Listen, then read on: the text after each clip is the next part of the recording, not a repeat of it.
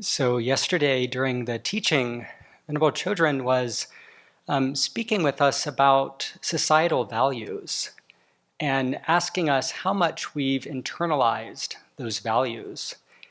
And I can say that I did not realize how much I had internalized those values prior to ordination.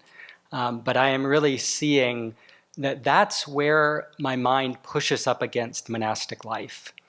There's several things that, from the outside, I thought, oh, that looks nice. That seems fine. There's no problem. I understand the meaning of that practice.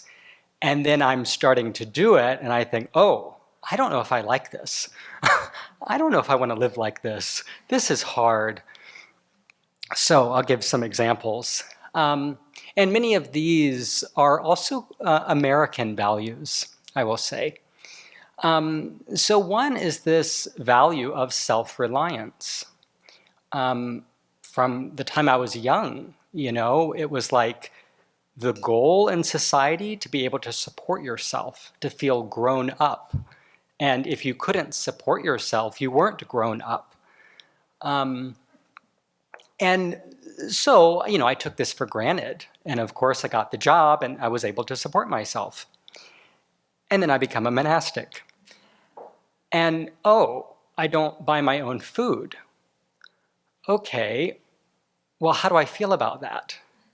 And it's come up many times when I've left the Abbey for either a day or for my leave. And many things have come up in this regard. One is, of course, worthiness. Am I worthy to receive this? I was in India, and I had two travel companions, lay men who I had known, and they were paying for everything. They paid for all of my meals. They actually ended up paying for the room that we stayed in. And it was like, oh, I'm used to being able to pay for everything myself. I could pay for them. And as a layperson, I would have paid. And I would have been happy to split meals or cover their costs. And now I'm receiving. And I realized it's much more difficult to receive than to give. And then there's also this sense of obligation. Like, okay, well, now that you've paid for my meal, what does that mean? How am I obligated to you? And of course, this comes up, especially when I know the donor and when they're right there. Oh, okay, so we have some relationship now. And I've seen that as a layperson, I didn't want to have any kind of strings or perceived strings attached. I wanted to kind of do my own thing in my own way. I didn't need help from anybody kind of attitude. And then there's a sense of vulnerability, right? Oh, so what if someone doesn't pay for food? What will I do then? How much food do I need to bring from the Abbey? And I'm packing days' worth of food. So it's this sense of vulnerability. And again, it's like, this is very rare. I haven't felt this way. I didn't feel that way in lay life. I always had enough to support myself. But when I look at it in terms of voluntary dependence and see this as a practice, then I recognize this is actually really beneficial for both myself and others.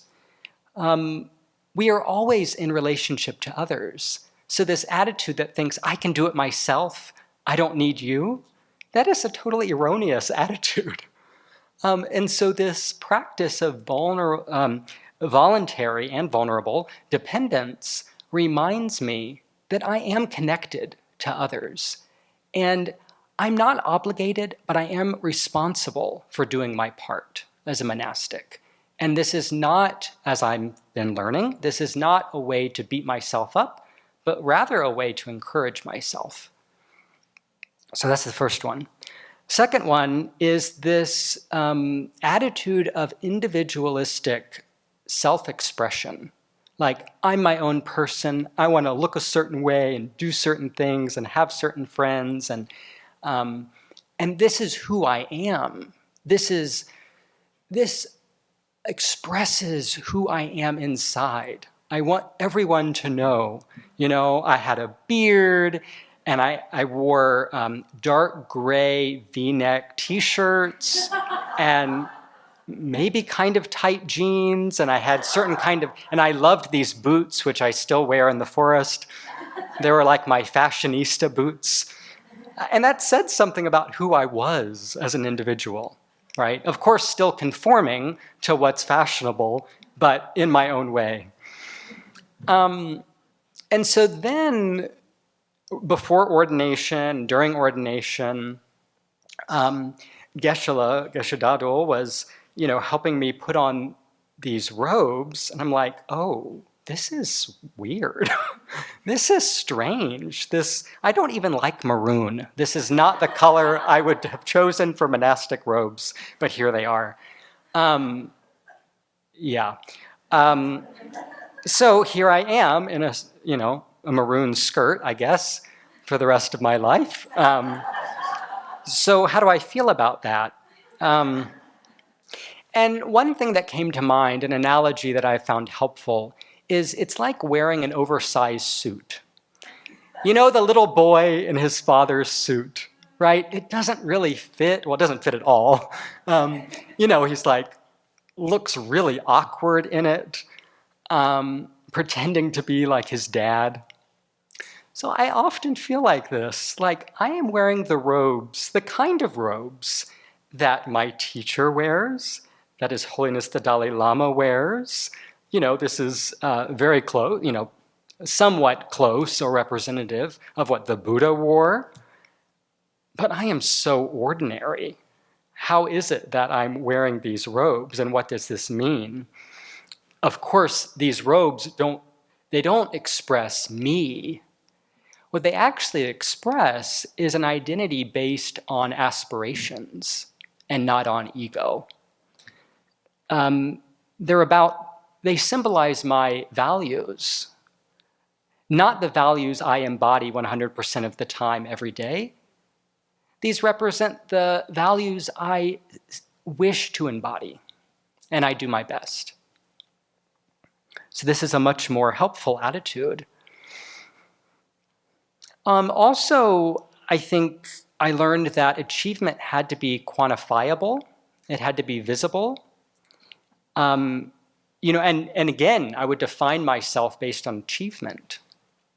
So I still continue to try to do this, running around the Abbey, trying to do all of these things, trying to do them great, really wonderfully, so I get praise. And I think at the very root of it, I'm trying to prove myself. And this path isn't about proving oneself. We don't need to prove our Buddha nature. It's there. So instead, it's about unquantifiable progress. And what I've been thinking about, it's much more about being the observer rather than the actor. And what I mean by this is it's how I relate to what I do that's important. Of course, I need to do certain things and not do other things. But what I've been identifying with in my experience is, can I be accepting when I make a mistake or when I go against the precepts, not letting go of responsibility, but having some acceptance of myself, and to recognize that the progress I'm seeking isn't necessarily visible to others. I'm not going to make a spreadsheet of all of the times. My mind changed a little bit. I was able to not take it personally when someone didn't like lunch or whatever. So it's unquantifiable progress, which is, I wasn't so used to that in lay life. And finally, I think I was really indoctrinated into this attitude of instant gratification. If I want it, I should be able to get it. right? And I should be able to do whatever I want.